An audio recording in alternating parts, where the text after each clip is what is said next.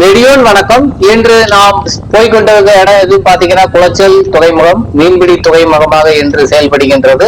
இது பண்டைய காலத்திலிருந்தே தமிழர்களுக்கு ஒரு செல்வங்களுக்கும் பகுதியாக இருந்திருக்கின்றது. ஏற்றுமதி இறக்குமதி நடந்திருக்கின்றது.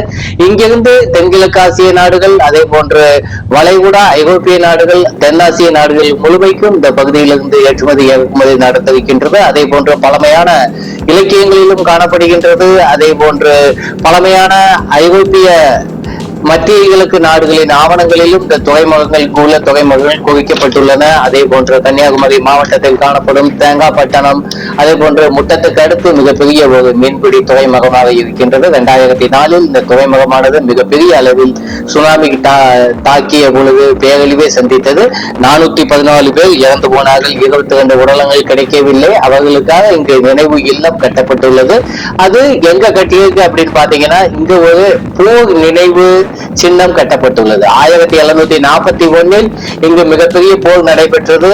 ஐரோப்பியர்கள் அதாவது டச்சு படையினர் இந்த பகுதியை மொத்தமாக ஆக்கிரமித்துக் கொண்டார்கள். அவர்களிடமிருந்து மார்த்தாண்டவர்மன் மிகப்பெரிய தாக்குதலை நடத்தி அவர்களை இங்கிருந்து அகற்றினார். அதே போன்று ஏராளமான படை வீரர்களை அவர்களை கைதும் செய்தார்.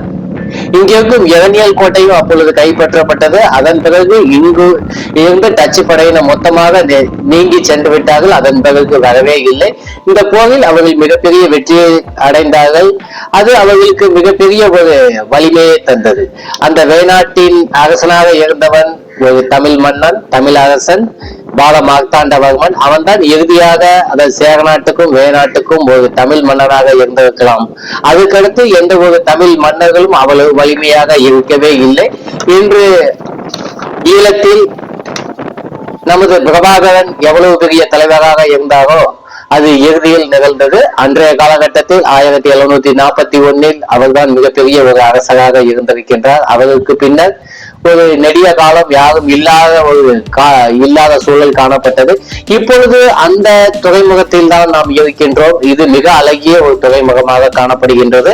இன்று சுனாமி தாக்காத அளவுக்கு அந்த தூண்டில் வளைவானது அமைக்கப்பட்டுள்ளது. இங்கு உள்ள வீடுகள் இந்த கடற்கரையிலேயே அமைந்துள்ளன. இங்க பார்த்தாலே தெரியும். அந்த போர் நடந்த இடம் இங்கிருந்து கிட்டத்தட்ட ஒரு 100 மீட்டர் கூட கிடையாது, மிக அருகில் தான் காணப்படுகின்றது. உத்தூரத்தில் ஒரு டவர் போன்ற ஒரு கட்டடம் காணப்படும். அந்த கட்டடத்தை அந்த பின்னாடி பகுதியில வாட்டர் டேங்க் பக்கத்துல அந்த கட்டடம் தான் அந்த தேவாலயம். தேவாலயத்துக்கு எதிரே தான் அந்த போர் நினைவு சின்னம் அமைந்துள்ளது. சரி, மிக முக்கியமான ஒரு இடத்துக்கு வருவோம். இப்பொழுது அந்த குளச்சல் துறைமுகத்தில் மிகப்பெரிய ஒரு சிக்கல், அதாவது சிக்கல் என்று சொல்ல முடியாது, பொதுவாக கன்னியாகுமரி மாவட்டத்தில் உள்ள அனைத்து துறைமுகங்களுக்கும் அந்த பிரச்சனை இருக்கின்றது. இங்கு உள்ள அதாவது இழுவை படகுகளிலும் அதே போன்று சிறிய ரக படகுகளிலும் ஏராளமான ஹிந்தி பேசும் பெங்காலிகள் என்று சொன்னால் வங்காள மாநிலத்தைச் சேர்ந்தவர்கள், மேற்கு வங்காளத்தை சேர்ந்தவர்கள். இவர்கள் வங்காள மொழி பேசுவார்கள். வட இந்தியாவில் அவர்கள் பெங்காலிகள் என்றுதான் அழைக்கப்படுகிறார்கள்.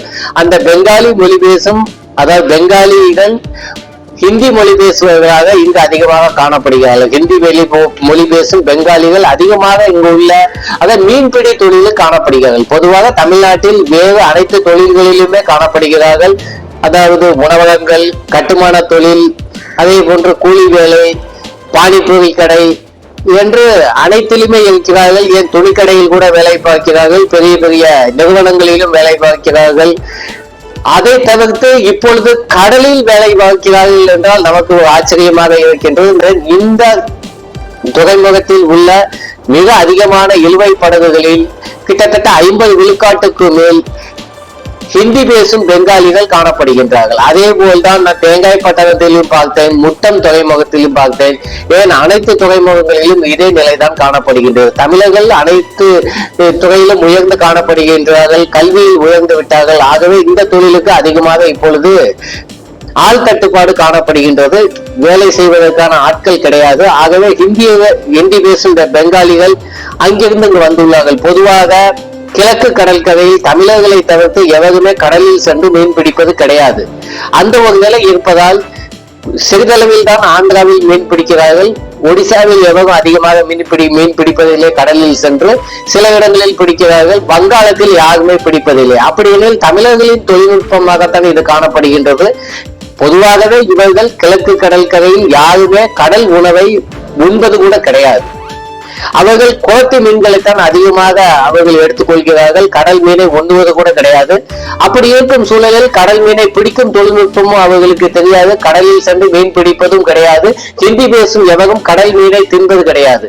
அவர்கள் பகுதியில் அப்படித்தான் இருக்கின்றது. ஏன் ஆந்திராவில் கூட கடல் மீன் அதிகமாக எடுத்துக்கொள்வது கிடையாது.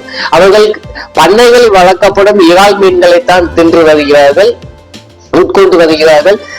ஆந்திராவில் கிட்டத்தட்ட 150 கிலோமீட்டர் தூரம் வரை கடலில் சென்னையிலிருந்து பார்த்தால் அதிகமாக மீன் பிடிப்பவர்கள் தமிழ் மீனவர்களாக காணப்படுகிறார்கள். அது ஒரு வித்தியாசமான கதை. அதை பற்றி நான் அடுத்து தெரிவிக்கின்றேன்.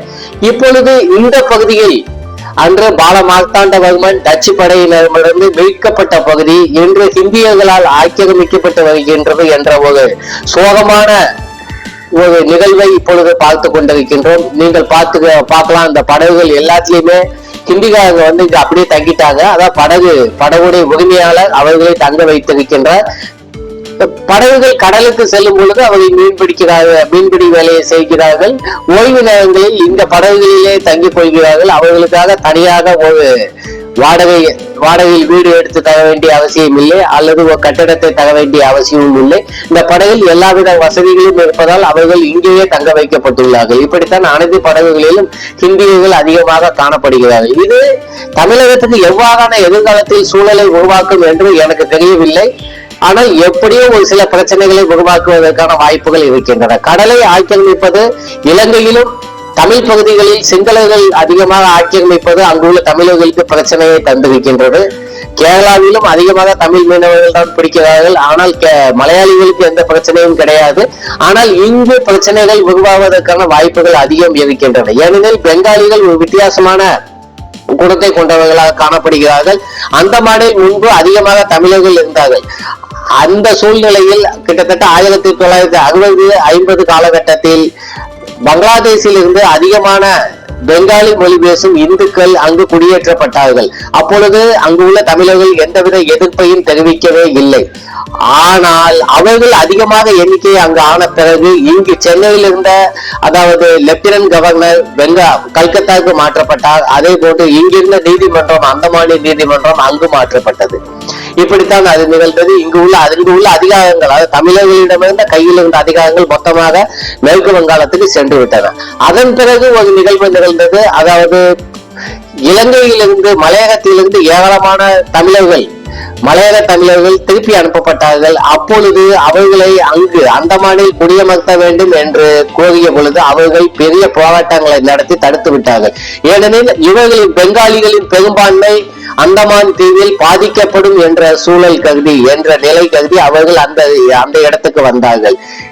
நாளை கன்னியாகுமரி மாவட்டத்தில் இதையெல்லாம் நான் பார்க்கும் பொழுது இவர்கள் என்ன செய்வார்கள் என்று நீங்களே யோசித்துக் கொள்ளுங்கள்.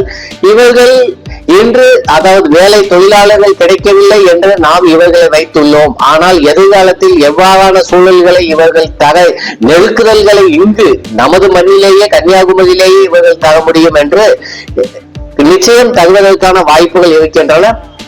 பொதுவாக கிழக்கு கடற்கரையில் வேறு எங்குமே தமிழ் மீனவர்கள் இந்த பெங்காலிகளை வேலைக்கு அமர்த்தவில்லை. கன்னியாகுமரி மாவட்டத்தில் மட்டும்தான் காணப்படுகின்றது. திருநெல்வேலி, தூத்துக்குடி, ராமநாதபுரம், நாகப்பட்டினம் என்று எந்த மாவட்டத்திலும் இந்த சூழல் இல்லை. ஆனால் கன்னியாகுமரி மாவட்டத்தில் கூடுதலாக அதிகமான பெங்காலிகள் காணப்படுகின்றார்கள். இதை பற்றி அங்குள்ளவர்கள் யோசிக்க வேண்டும் என்று என்னுடைய தாழ்மையான கருத்தாக இருக்கின்றது.